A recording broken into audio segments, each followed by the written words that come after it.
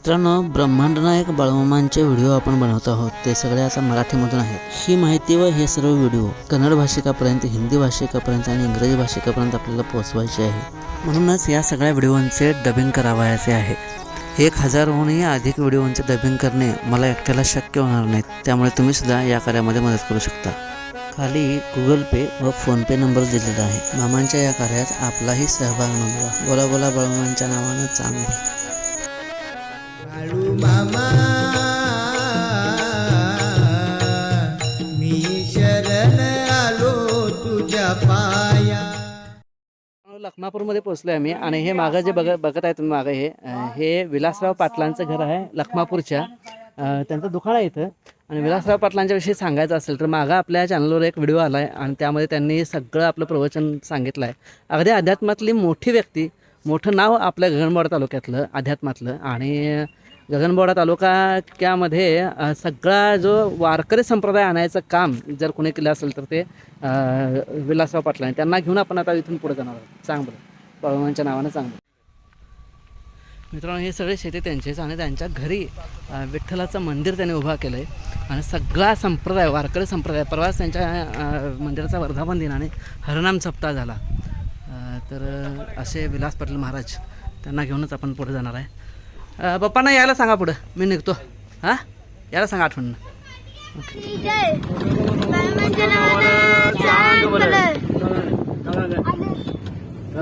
लाल बत्तीची तर आई बघितलो तेच आहे बघा.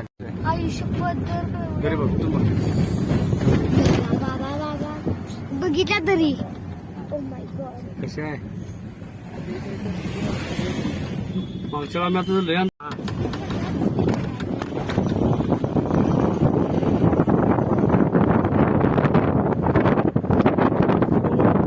महाराज आले असते. पोचलो. बघा इथलं दृश्य कसं दिसतंय. आता थोडासा अंधार पडला आहे, पण दिवसा जर आला इथं आणि पावसाळ्यात, विशेषतः पावसाळ्यात आला तर फारच छान नजारा इथला, फारच छान दृश्य आहे.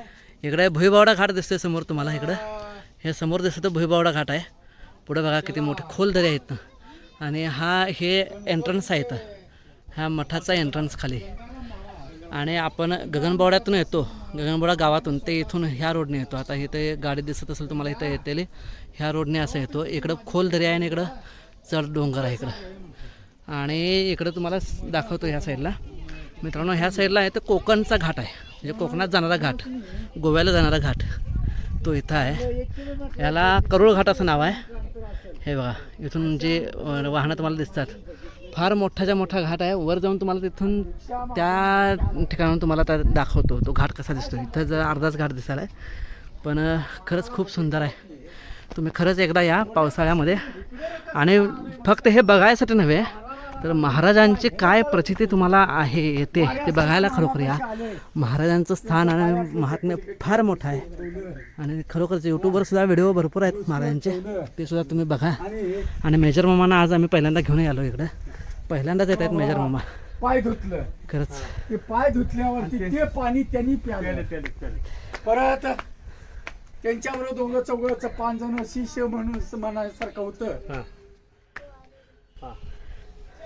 ते तर पुढं दाखवतो तुम्हाला.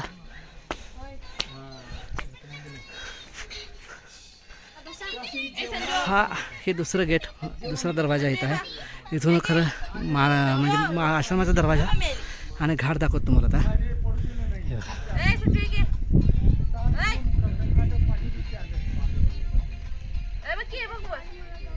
हे बघा, त्या ठिकाणी दिसतात तुम्हाला मित्रांनो गाड्या. इथे गाडी दिसाली, इथंपर्यंत गेला घाट हा. पूर्ण इथून सुरू आहे ते वाहतूक. हे बघा, इथून वाहतूक सुरू आहे. जवळजवळ हा एरिया एवढा 20 किलोमीटरचा आहे. पूर्ण एरिया घाट हा 20 किलोमीटरचा घाट आहे मित्रांनो. ह्या घाटाला करोळ घाट म्हणतात. आणि तिकडं पुढं तिकडं आंबोली घाट एक आहे. आणि राधानगरीवरून फोंडा घाट आहे. उत्तरून आजरावरून आंबोली घाट आहे. आणि हा गगनबावड्यावरचा करोळ घाट.